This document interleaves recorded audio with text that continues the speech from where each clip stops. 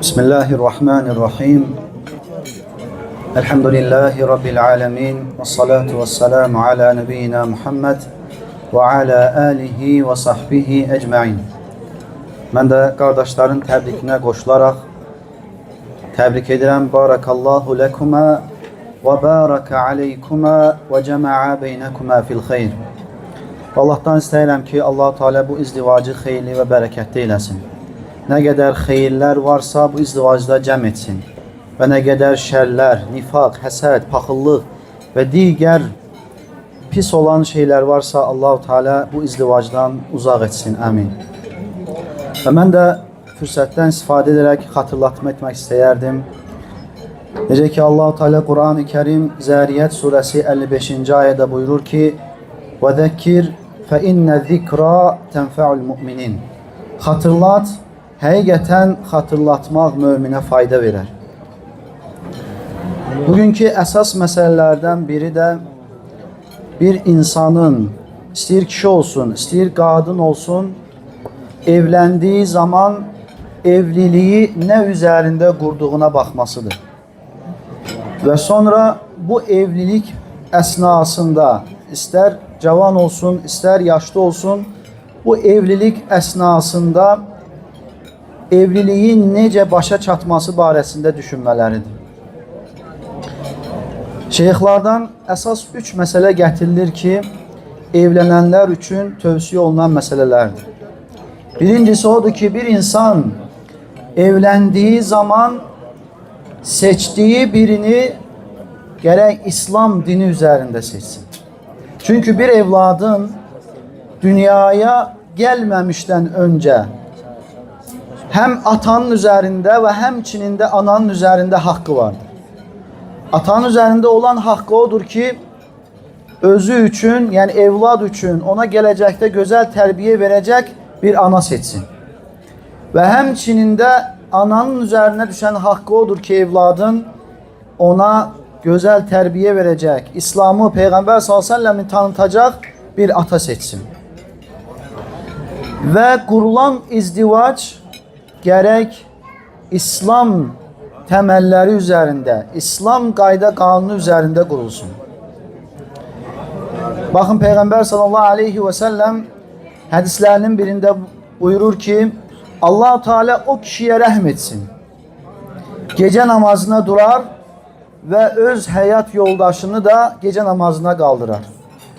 Əgər durmasa, əgər yuxu onu haqlayarsa, onun üzərinə su səpər və onun gecə durmasına səbəb olar. Və həmçinin də Allah-u Teala o qadına rəhm etsin ki, gecə namazına durar və ərini də gecə namazına qaldırar. Əgər durmasa onun üzünə su səpər. Fikir ver, insan, ər və arvad bir-birlərinə axirəti qazanmaq üçün bir-birlərinə yardım göstərərlər. Və xüsusən də, yəni Allahın əmr etdiyi şeylərdə bir-biri ilə yardımlaşarlar və qadağan etdiyi şeylərdən çəkinməkdə də bir-biri ilə yardımlaşarlar. Və xüsusən də evlilikdə ən mühüm məsələlərdən biri də evli insanların namaz üzərində sabit olmalarıdır. İnsan bilməlidir ki, bir insanın 2 dayanacaq yeri vardır. Birincisi bu dünyada və ikincisi də ahirətdə öz Rəbbinin qarşısında dayandığı yer, dayandığı vaxtı. Əgər insan dünyada dayandığı yeri islah edərsə, düzgün bir şəkildə dayanarsa, ahirətdə də Rəbbinin qarşısında gözəl bir şəkildə dayanar. Çünki Peyğəmbər s.ə.v buyurur ki, qiyamət günü bir quldan ilk soruşulacaq sual namazdır. Əgər namazından düz olarsa, doğru olarsa, digər əməlləri də onun üçün rahat olar. Əgər namazdan keçə bilməzsə və axirət əməllərində də Allah qorusun, onun üçün digər suallar da çətin olar. Və qiyamət günü qulun ilk baxıldığı vaxt, ilk baxıldığı əməli vacib namazlarıdır. Əgər namazlarında, vacib namazlarında naqislik olarsa, nafilə namazları ilə vacib namazlar, fərz namazlar tamamlanar. Ona görə insan fərz namazla yanaşı nafilə namazlara da diqqət yetirməlidir. Məsələlərdən ikincisi odur ki, evlilər bir-birləri ilə gözəl əxlaqda bir-birlərinə gözəl əxlaqda muamele etməlidirlər. Bizim üçün də ən gözəl nümunə Peyğəmbər sallallahu aleyhi və səlləmdir. Peyğəmbər sallallahu aleyhi və səlləm öz ailəsi ilə olan əxlaqına, davranışına baxsaq, görərik ki, subhanallah, bundan gözəl bir nümunə bizim üçün varmı? Baxın, Peyğəmbər sallallahu aleyhi və səlləm öz yoldaşı Ayşə radiyallahu anhə ilə olan muamələsinə. Peyğəmbər sallallahu aleyhi və səlləm sümüklü ət götürərdi və onu Ayşə radiyallahu anhəyə öz əlləri ilə verərdi. Və Ayşə radiyallahu anhə yoldaşı dişlədiyi yerdən özü də dişləyərdi. Və bilirdi ki, bu onu sevindirəcəkdir. Və baxın, Peyğəmbər s.ə.v-in digər əməllərdə etdiyi əxlaqa, ailəsi ilə olan muamələyə və günlərin bir günü döyüşə çıxdıqları zaman, cihada çıxdıqları zaman Peyğəmbər s.ə.v qoşunu önə buraxır və özü Ayşə radiyallahu anhə ilə qoşunun arxasında qalır. Qoşun bir xeyr irəlilədikdən sonra deyir ki, ya Ayşə, ey Ayşə, gəl yarışaq. O vaxt Ayşə radiyallahu anhə 10-20 yaşına çatıncaq olan bir cavan, arıq bir qadın, Peyğəmbər s.ə.v isə 50 yaşdan yuxarı bir kişi idi. Və demədi ki, mən Peyğəmbərəm, bu ümmətin öndə gedəniyəm, Allah-u Teala məni seçdi, mənə izzət ver, demədi. Və fikir verin, özünü ailəsi ilə yarışaraq onun ailəsinə olan əxlaqını göstərdi. Və yarışdılar və şübhə yoxdur ki, bu vaxt Peyğəmbər s.ə.v uduzdu və Ayşə anamız qalib gəldi. Və deyilir ki, aradan illər keçir və həmən ki, yarış Mədinədə xurma bağında baş verir. Bu zaman Peyğəmbər s.ə.v qalib gəlir. Və deyir ki, ey Ayşə, bu o vaxtı sən məni udmuşdun, onun əvəzidir. Bir məna olaraq. Və bugünkü gün, Allah qorusun, insanlar var ki, evə girir, evə girdiyi zaman elə bil ki, öz yoldaşlarıyla etdiyi əxlaqı, o gözəl davranışı qapıdan çöldə qoyur və evə bir pələng kimi girir, bir aslan kimi girir. Onu vurur, bunu yıxır və ev əhli elə təmənni edir, istəyirlər ki, bu insan evdən çıxsın, geçsin. Ki, ev əhli rahat olsun. Amma Peyğəmbər s.ə.v bu şəkildə deyildi. Bu məsələlərdən də üçüncüsü odur ki, insan, necə ki, müəllim bunu zikr elədi, Allah ona razı olsun, Allah ona bərəkət versin, insanın evlilik həyatında gözünün birinin bağlı olması. Yəni, çünki heç kəs kamil deyildir. Və hər kəsin bir naqisliği vardır. Ona görə, əgər qadında bir naqislik varsa, digər xoşa gələn əməllərinə baxılmalı və o naqisliyin üzərindən keçilməlidir. Necə deyərlər ki, yəni bir insanı, xüsusən də insan öz həyat yoldaşını xətalara görə silməməlidir. Əslinə yoldaşı o xataları silib yoldaşını üstün tutmalıdır. Allahdan istəyirik ki, Allah-u Teala bu izdivacı xeyirli və bərəkətli etsin. Allah-u Teala mübarək eyləsin. Amin ya Rabbel alemin. Esselamu aleykum ve rahmetullahi ve berekatuhu. Bismillah, elhamdülillah. Ve salatu ve selamu ala Resulillah. Rabbi şahli sadri ve yassirli emri. Ve ahlul ukbeten min lisani yafqahu qavli amma ba'd. Mən də qardaşlarım kimi evlənən gəncləri təbrik edirəm. Necə ki, Allah Resulü sallallahu aleyhi və səlləm evlənən gəncləri təbrik edərdi və yaxud evlənənləri təbrik edərdi. Barakallahu ləkə və baraka aleykə və cəmə beynəkümə fi xeyr. Yəni, duanın mənası odur ki, yəni Allah sizin izdivacınıza xeyir, bərəkət versin və bütün xeyirləri, bərəkəti sizin izdivacınızla cəm etsin. Və ondan sonra kiçik balamızın o sualın tapdığı, yəni cavaba azacıq aydınlıq gətirmək istəyərdik. Yəni ümumən, yəni şirk nədir? Yəni Allah Taala'nın qullarına əmr etdikləri və qadağan etdikləri var. Qadağan etdiyi qadağanlar içərisində ən əzəmətli qadağan şirkdir. Şirkin tərifi nədir? Şirk lüğəti mənası şəriklik sözündən götürülür. Ortaq olmaq. İslahi mənası isə Allahla yanaşı başqasına ibadət etmək və yaxud da ki Allahdan başqasına ibadət etmək. Buna dinimizdə nə deyilir? Buna dinimizdə şirk deyilir. Və bütün peyğəmbərlərin göndəriliş səbəbi də insanların şirk üzərində yox, tövhid üzərində Allaha ibadət etmələri idi. Bütün peyğəmbərlər bu məqsədlə göndərilmişdi. Çünki yəni o qövmlər ki, orada artıq tövhid getmişdi, tövhid Allaha təkləşdirərək Allaha ibadət etmək və əksi olaraq şirk gəlib o qövmləri bürümüşdü və Allah Taala yəni buna görə də kitablar və buna görə də rasullar göndərildi. Necə ki Allah Taala Qur'an-ı Kərimdə buyurur ki: "Və laqad ba'asna fi kulli ummetin rasulan an ya'budullaha və ijtanibut tağut."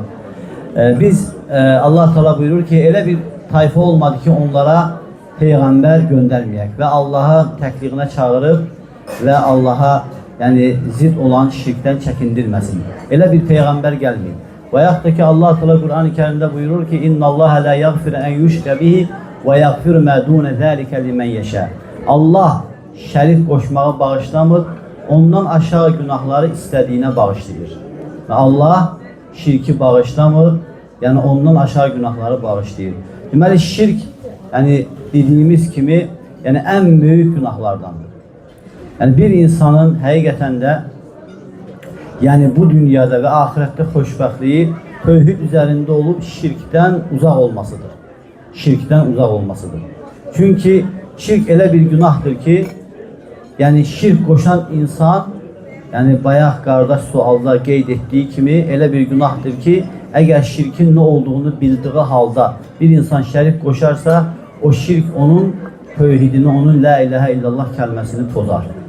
Və bu da onun yəni əbədi olaraq cəhənnəmdə qalması üçün bir səbəb olar. Əbədi olaraq cəhənnəmdə qalması üçün bir səbəb olar. Ona görə şirk yəni günahlar içərisində ən böyük günahdır. Yəni bir insanın bu dünyada və axirətdə yenə deyirəm, xoşbəxt olması hara qayıdır? Yəni tövhid üzərində olub və Allaha şirk qoşmamasına qayıdır. Çünki yəni sadiq iman, təmiz iman, saf iman bunun üzərində qurulur. Yəni burada belə götürsək, ən böyük xoşbəxtlikdir. Çünki insanlar xoşbəxtlik, bütün insanların arzusu, bütün insanların qayəsi xoşbəxtlikdir. Yəni hər bir insan xoşbəxt olmağa istəyir. Eləsi var o xoşbəxtliyi malda, dövlətdə axtarır. Eləsi var xoşbəxtliyi vəzifədə axtarır. Eləsi var xoşbəxtliyi evlilikdə axtarır. Və s. Lakin yəni əsl xoşbəxtlik hansı ki insana, o xoşbəxtlik insana bu dünyada rahatlıq verir və axirətdə də onun yəni əbədi qalması üçün səbəb olur. Bu xoşbəxtlik nədir? Bu xoşbəxtlik o saydıqlarımızın heç birində deyil. Bu saydıqlarımız yəni əsl xoşbəxtlik deyil. Əsl xoşbəxtlik hardadır? Yəni Allaha imandadır. Allaha iman gətirməkdadır. Onun Rasuluna tabi olmaqdadır. O da sadiq iman. Bizdən tələb olunan yəni təmiz iman, saf iman. O da hansı imandır? Tövhid üzərində olub, şirk üzərində olmayan imandır. Yəni bu ilə sən bu dünyada və axirətdə xoşbəxt olarsan. Necə ki Allah Teala Qur'an-ı Kərimdə buyurur ki: "Yəni men amilə salihan min zəkerin ev unsa və huve mu'minun." Allah Teala buyurur kim yəni hər hansı bir qadın və yaxud da kişi iman gətirdiyi halda yəni salih əməllər işləyərsə biz onu dünya həyatında xoş həyat içərisində yaşadarıq. Yəni xoş həyat nədir? Alimlər deyirlər ki, xoş həyat qəlb rahatlığıdır. İnsan istədiyini içsin, istədiyini yesin, istədiyi ləzzətləri datsın, istədiyi yerlərə çatsın. Əgər yəni o imanla yanaşı salih əməl üzərində deyilsə, o bu dünyada xoşbəxt ola bilməz. Çünki xoşbəxtlik bir şeyə qayıdır. Yəni Allaha imana. Yəni insanın qəlbinə rahatlıq verən şey o imandır. İnsanın qəlbinə ləzzət verən şey o imandır. Əgər o iman olmazsa, sən bu dünyadan ləzzət ala bilməzsə, bu bir mənalıdır. Niyə bunu biz rahat deyirik? Çünki Allah deyir. Allah deyir. Mən amilə salihən min zəkərin əvzə və müminun fələnnuhiyyənləhu həyətən tayyibə. Hər hansı bir kişi və ya qadın iman gətirdiği halda salih əməl işləyərsə, biz onu dünya həyatında xoş həyat içərisində yaşayacaq. Ona görə sən o xoş həyatı, o rahat həyatı, o başqa ləzzətlərdə axtarma. O bütün saydığımız ləzzətlər yəni fanidir. Orada xoşbəxtlik yoxdur. Çünki sənin qəlbinə əsas xoşbəxtliyi verən o imandır. O iman ləzzətidir. Əgər sən o iman ləzzətini bu dünyada tapmazsansa, o iman ləzzətini dadmazsansa, onda sən bu dünyada istədiyi şeyi də etsən, yəni xoşbəxt ola bilməzsən. Çünki bu bir mənalıdır. Necə ki, dahi alimlərdən biri deyir ki, əgər deyir, siz bu dünyadakı cənnətlərə girməsəz, ahirətdəki cənnətlərə girə bilməzsiniz. Soruşurlar ki, yəni, ey Şeyx İslam İbn Teymiyyə Rahiməhullah, yəni ki, o nədir? Deyir ki, o, yəni bu dünyadakı iman şirinliği. Əgər insan bu dünyada o iman şirinliğini dadmazsa, o şirinliği əldə eləməzsə, yəni insan, yəni nə olar? Yəni bu dünyada xoşbəxt ola bilməz. Çünki bu dünyada onun xoşbəxtliyi nəyə bağlıdır? Onun imanına bağlıdır. Və eynilikdə də ahirətdə də xoşbəxt olması nəyə bağlıdır? Yəni buna bağlıdır. Yəni buna bağlıdır. Ona görə də Allah Teala bax Peyğəmbər sallallahu aleyhi və səlləmə buyurur ki, "Fəmən ittəbə hudaya fələ yedillu və la yəşqa." Yəni kim mənim bu doğru yoluma tabi olarsa, nə bu dünyada azmaz, nə də ahirətdə bədbəxt olmaz. Yəni bu Qur'an, bu yol bizə doğru yolu göstərmək üçün gəlir. Bizi bu dünyada və ahirətdə xoşbəxt eləmək üçün gəlir. Əksi üçün gəlməyib. Necə ki Tahə surasında Allah Teala buyurur ki, "Mə ənzəlnə aleykə." Yəni biz bu Qur'anı "Mə ənzəlnə aleykel Qur'anə litəşqa." Biz bu Qur'anı səni bədbəxt eləmək üçün göndərmədik. Əks məfhum odur ki, Qur'an insanları xoşbəxtliyi üçün gəlir. İnsanları xoşbəxtliyə çıxartmaq üçün gəlir. Amma təəssüflər olsun ki, çox təəssüflər olsun ki, bəzən görürsən ki, uşaq Allahın kitabını öyrənmək istəyir. Dillərə, molla mı olasan?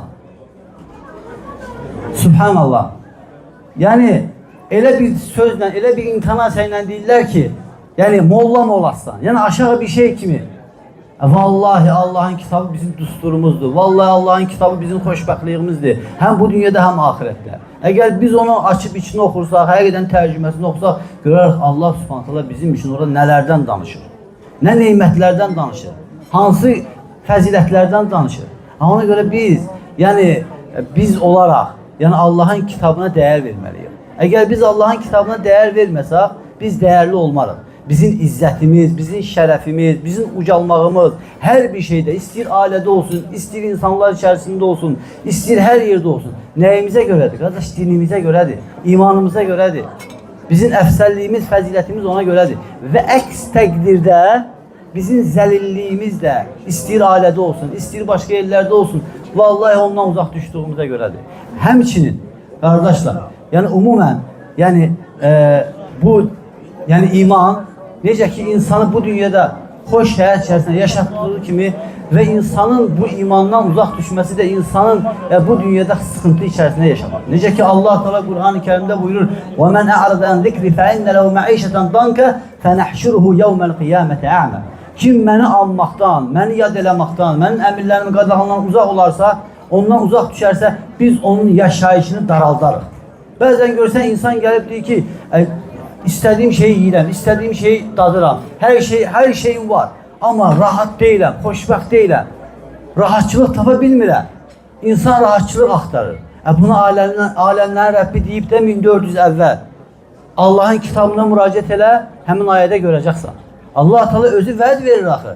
Kim bizim zikrimizdən, bizi anmaqdan, bizi tanımaqdan, bizim kitabımızı tanımaqdan uzaq düşərsə, biz onun yaşayışını daraldarıq. O yaşayışın daralması nədir? Yəni köksün daralması. Əgər kök daralarsa, yaşayış da daralar. Ona görə hər şey nəyə bağlıdır? İmana bağlıdır. Əgər iman artarsa, xoş olacaqsan. Əgər iman azalarsa, narahat olacaqsan. Adicə insan bunu xeyirli bir yerlərdə olanda, həcdə olanda, ümrədə olanda və Ramazan ayında olanda, o əməlləri edəndə özü özündə fərəh hiss eləyir. özü özündə sevinç. Çünki niyə? O bil ki, o imanın ləzzətidir, o imanın şirinliğidir. Onu dadmaqdan ötəri sahabələr, Allahın Peyğəmbərinin sahabələri, yəni onu dadmaqdan ötəri nə əziyyətlərdən keçiblər, nə yəni xeyirlərdən keçiblər, nə kimi əziyyətlərdən onu arxada qoyublar ki, o şirinliği dadsınlar. Çünki onlar bilirdilər ki, yəni insanın bu dünyada və axirətdə xoşbəxtliyi, sevinci buna qayıdır. Allah Teala'dan istəyirəm ki, Allah Teala bizi eşitib faydalanandan eləsin. Subhaneke Allahümme ve bihamdik ve eşhedü en la ilahe illallah nestağfiruke. Elhamdülillahi Rabbil alemin ve salatu ve selam ala eşrefil enbiya nebiyyina Muhammed ve ala alihi ve ashabihi ecma'in emme ba'd. Aziz, değerli meclis ehli, ilk önce herkesi salamlayıram ve evlenen gençleri tebrik edirəm ve Allah'tan istedim ki Allah Teala onların evliliğine bereket versin, mübarek eylesin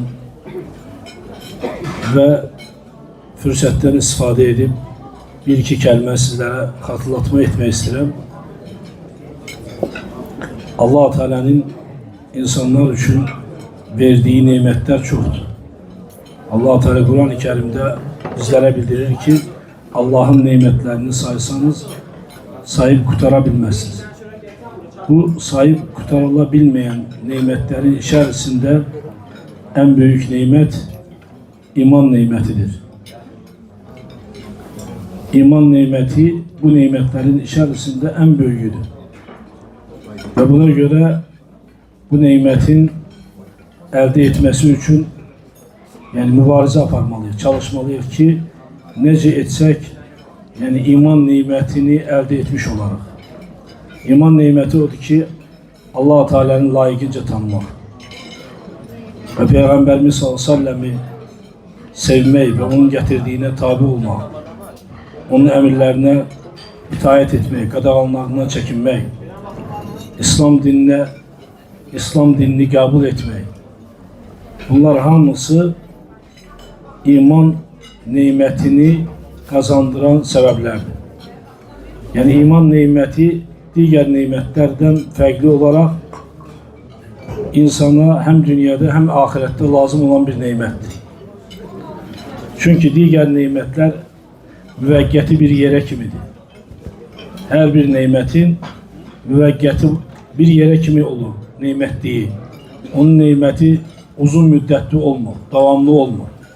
Ama iman nimeti öyle bir nimettir ki insana hem dünyada hem ahirette lazım olan nimet. Ve ona göre insan yaratıldıktan sonra, dünyaya geldikten sonra ona verilen en büyük nimet iman nimetidir. Allah'ı tanıyan, Allah'ı bilen, Allah'ı öğreten ve Peygamberimiz sallallahu aleyhi ve sellem'i tanıdan ve ona tabi olan ve İslam dinini kabul eden kim bunları hayata geçirerse artık o kəsdə iman nimeti verilmiştir. Ve iman nimetini korumak için de en büyük sebeplerden biri de Allah'ı layıkınca tanımaktır. Allah Teala ile bağlı olan ilmi öğrenmektir. Allah'ı tam şekilde tanımaktır. Her bir Müslümanın üzerine düşür ki Yaradanı, Allah Teala'nı layıkınca tanısın. Yani iman nimetinin korunması için sebeplerden biri Allah'ı layıkınca tanımaktır. Eğer sen iman getirmişəm deyirsense, eğer Allah Teala'nı tanımırsan ve onu layıkınca öğrenmirsense o zaman yani bu nimet sende kalabilmez. Ve o yüzden her bir Müslüman iman nimetini koruması için Allah Teala'nı layıkınca tanıması lazım. Ve Peygamberimiz sallallahu aleyhi ve sellemi sevmesi, onun getirdiğine tabi olması lazım. Yani iman nimetini korumak için sebeplerden bir diğeri de odur ki Peygamberimiz sallallahu aleyhi ve sellemi sevmek ve ona tabi olmak ve onun getirdiklerini kabul etmek ve onun haberlerini doğru saymak, emirlerine tabi olmak, qadağanlarından çekinmek. Ve bir diğer sebep de odur ki Allah'ı çoklu zikir etmek. İman nimetini korumak sebeplerinden bir diğeri de Allah Teala'nı çoklu zikir etmektir. Bir insan imanını qorumaq istəyirsə, o zaman Allahı çoxlu zikr etməlidir, onu çoxlu xatırlamalıdır. Və digər səbəblərdən biri də yəni iman nemətinin qalması üçün, bu nemətin qorunması üçün də Allaha çoxlu dualar etməlidir. Ki Allah Teala məni dinimdə sabit etsin, imanımda sabit etsin, imanımı qorusun. Yəni insan daima dualarında bunu etməlidir. Və digər səbəblərdən biri də iman nemətini qoruması üçün salih, yəni dostlarla oturub durmaq, salih dostlarla dostluq etmək. Yəni kim salih dostlarla dostluq edərsə, onlarla oturub durarsa, yaxşı insanlarla oturar durar, o insan, yəni deyək ki, iman nemətini qorunması üçün böyük bir səbəbdir. Əgər insan durduğu insana diqqət edərsə, bu bir müsəlmana lazım olan səbəblərdəndir ki, iman nemətini qorusun. Əgər kimlə gəldi dostluq edərsə, Allahı tanımayan, Allahı sevməyən, Allaha asi olan, Allaha qarşı olan insanlarla dostluq edərsə, o zaman bu nemətin səndən getməsinə səbəb ola bilər. Ona görə bu neməti qorumaq lazımdır. İnsana verilən nemətlərin içərisində dediyi ki, iman neməti ən böyük nemətdir. Ən üstün nemətdir. Bütün nemətlər müvəqqəti bir yerə kimi gedir. Amma iman neməti səni həm dünyada, həm ahirətdə xoşbəxt edir. Və cənnətə daxil olması üçün də iman neməti mütləqdir. Və buna görə bu nemətin dəyərini, qiymətini bilmək lazımdır, qardaşlar. Bu nemətə önəm vermək lazımdır. Bu neməti qorunması üçün səy göstərmək lazımdır. Və dedik ki, salih dost. Salih dost mütləqdir, yəni iman nemətini qoruması üçün. Çünki günümüzdə fitnələrin çoxaldığı bir vaxtda, dönəmdə, günahların çoxaldığı bir dönəmdə, yəni insan imanını qoruması üçün özünə salih, sağlam bir dost seçməsi lazımdır. Çünki bir insanın yəni salih dostu olarsa, o zaman insan salih dostun yanında günah etməyə qorxur, çəkinir.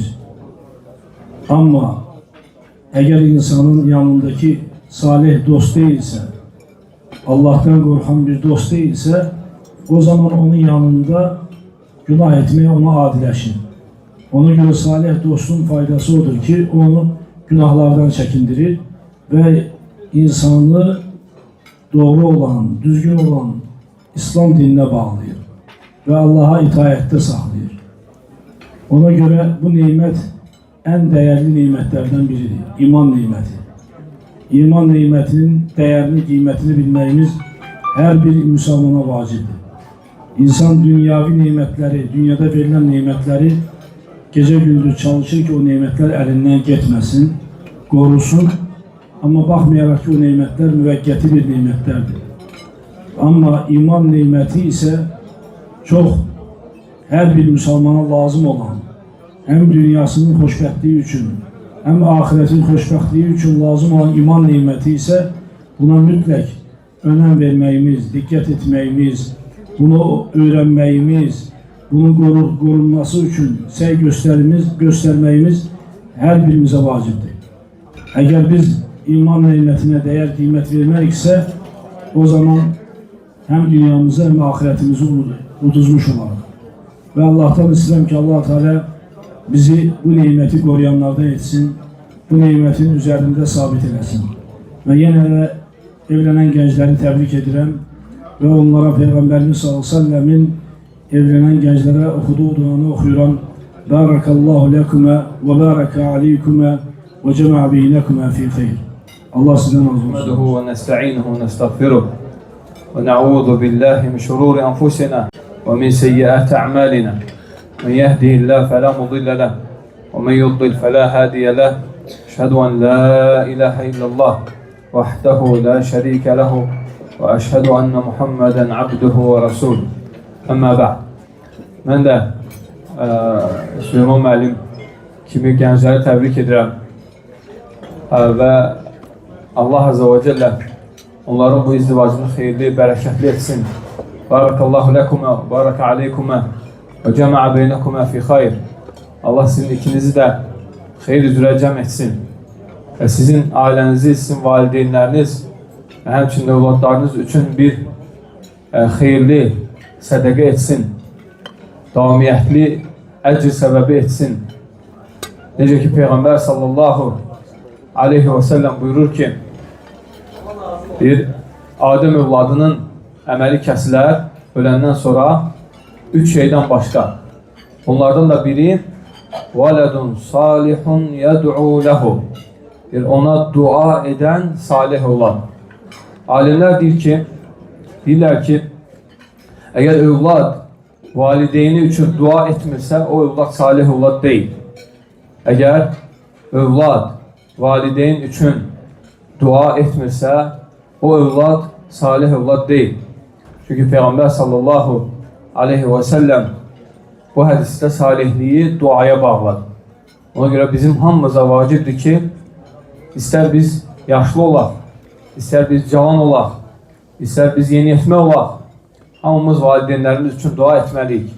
Onların xeyrini arzulamalıyıq və salih olmağa çalışmalıyıq ki, və dua etməliyik ki, onlara bir xeyrimiz deyilsin. Və həmçinin istəyərdim bəzi ailə məsələlərindən danışaq. Çünki bugünkü cəmiyyətdə artıq görürsən ki, bəzi insanlar var, 5 il evlidir, 10 il evlidir, 20 il evlidir, 30 il evlidir, 40 il evlidir, amma xoşbəxt həyatın, xoşbəxt ailəçiliyin, ailəliyin səbəblərini bilmir. Ona görə görürsən ki, hətta yaşlı adamlardan elələri olub ki, indiyə qədər mən xoşbəxt həyat keçirməmişəm. Yəni, aləmdə rahat olmamışam. Evimə rahat girməmişəm. Səbəb nədir? Səbəb bu səbəbləri bilməməkdir. Birincisi, bilmək lazımdır ki, Rəbbimiz Quran-ı Kərimdə və Peyğəmbərin sallallahu aleyhi və səlləmin sünnəsində hər şey bizə xəbər verir. Ona görə Allah Azze ve Celle buyurur ki, Mə farratnə fil kitabı min şey. Biz Quran-ı Kərimdə heç nəyi nəzərdən qaçırmadıq.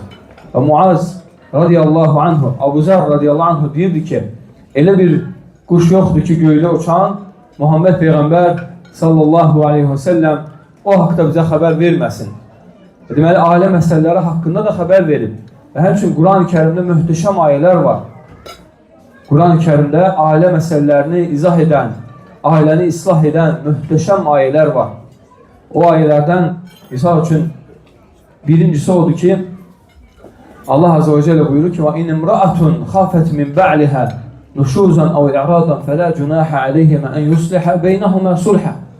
Əgər bir qadın qorxarsa ki, öz yoldaşına asi olar və yaxud yoldaşı onu boşayar, onların aralarında sülhə gəlməkdə onlara heç bir günah yoxdur.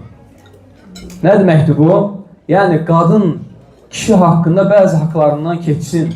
Alimlər deyir ki, bu ayə məfhum müxalifə ilə, yəni əks başa düşməklə kişiyə də aiddir. Yəni, ailəni islah etməyin, gözəl ailə yaşamağın yollarından biri insanın öz haqlarından keçməsidir.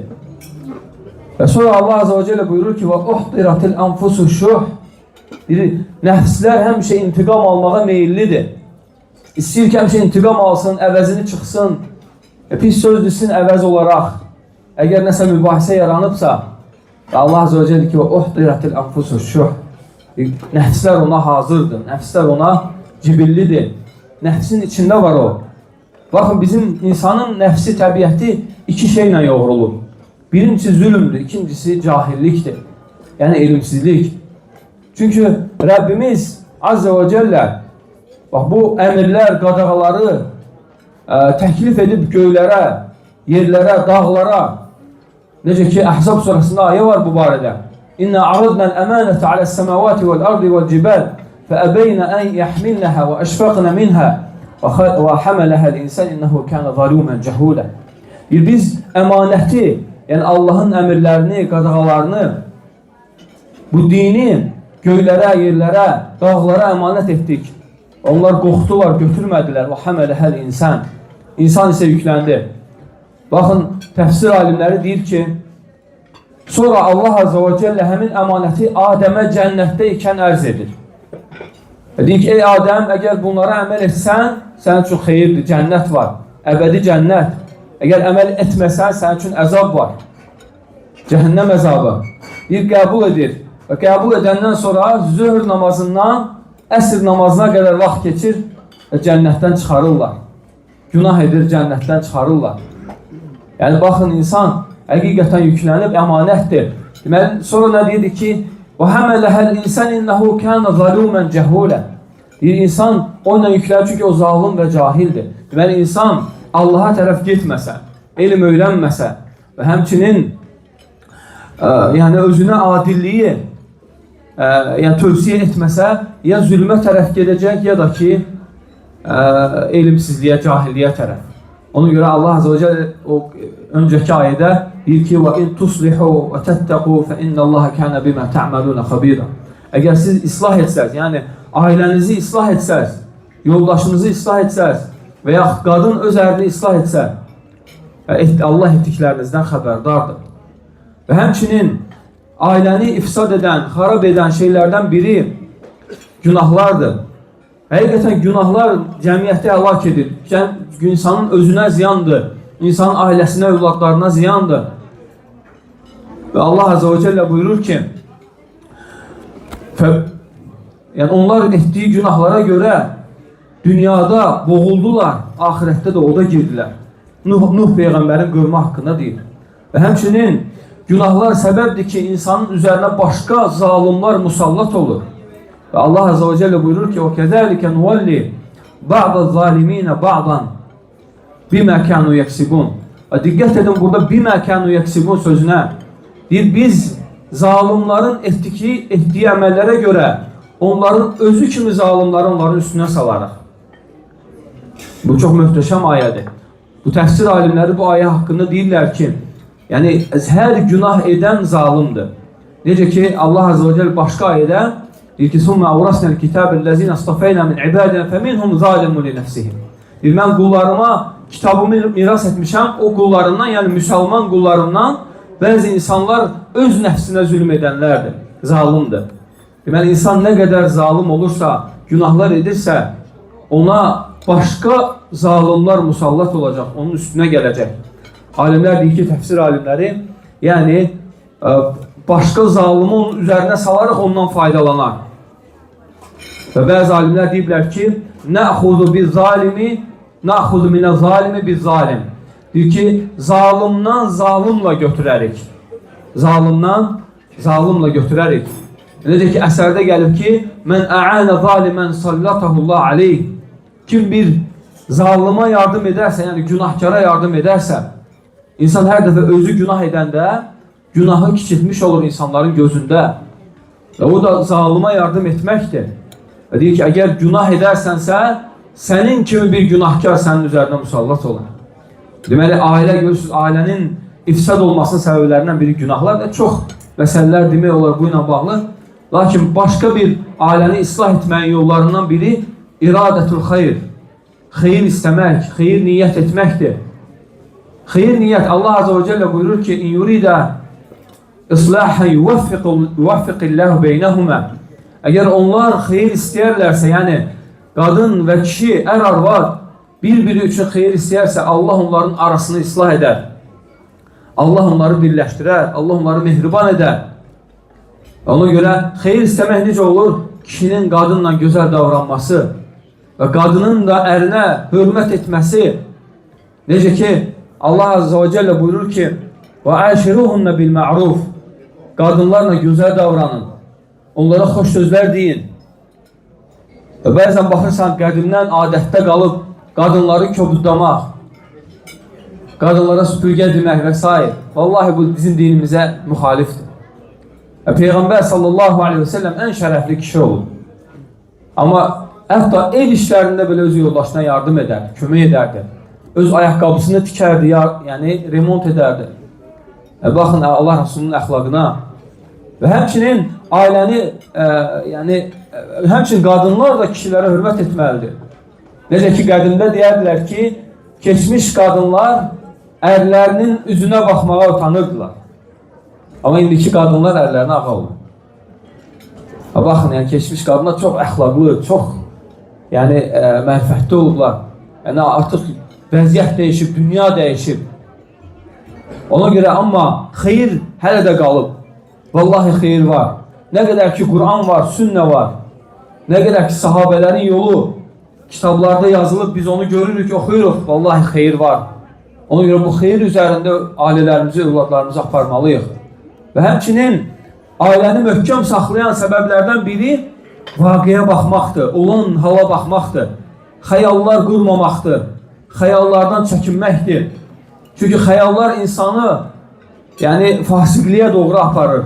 Allah Azze ve Celle buyurur ki, Ələm yə'nənillezine əmənu ən təxşə'ə qulubuhum li zikrillah və mən əzələ minəl haqq.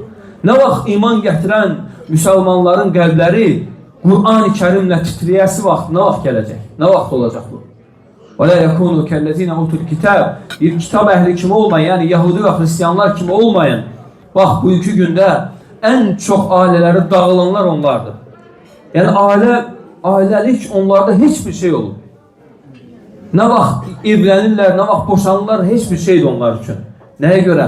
Çünki onlar öz peyğəmbərləri göndərilən dinləri zay etdilər. Onlara əməl etmədilər ona görə. وَلَا يَكُونُ كَالَّذِينَ أُوتُوا الْكِتَابَ فَطَالَ عَلَيْهِمُ الْأَمَدُ وَقَسَتْ قُلُوبُهُمْ وَكَثِيرٌ مِنْهُمْ فَاسِقُونَ. Onlar kim olmayın, onların arzuları, istəkləri uzandı. Yəni o istəklər onları boş xəyallara daldırdı və onlar fasiqlərdən oldular. Bu ayəni Abu Musa Əl-Əş'ari radiyallahu anhu Bəsrədə 300 dənə alimə oxuyub, 300 dənə qariyə oxuyub. Deyir, ey qarilər, Allahın kitabından uzaq durmayın. Ona görə o ailə xoşbəxtdir ki, Allahın kitabı o ailədə tətbiq olunur. Allahın kitabı o ailədə oxunur. Allahın kitabı o ailədə əməl olunur. Və həmçinin ailəni islah edən səbəblərdən biri də Peyğəmbər sallallahu aleyhi ve sellem sünnəsini ailədə tətbiq etməkdir. Baxın, bu iki gündə nə qədər ailələr cadu, sehir, göz değmə səbəbi ilə dağılır. Xüsusən profillərin, statusların artdığı bir dövrdür. Kim hara istirahətə gedir, çəkir, paylaşır. O qədər pis gözlü insanlar var ki. Peyğəmbər sallallahu aleyhi ve sellem deyir ki, göz kişini qəbrə, dəvəni qazana qoyar. Bu səhih hədisdir.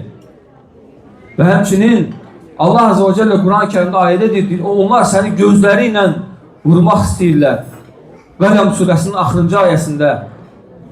Baxın, gözə qarşı İxlas, Fələq, Nas surələri var, xüsusən Fələq, Nas surələri.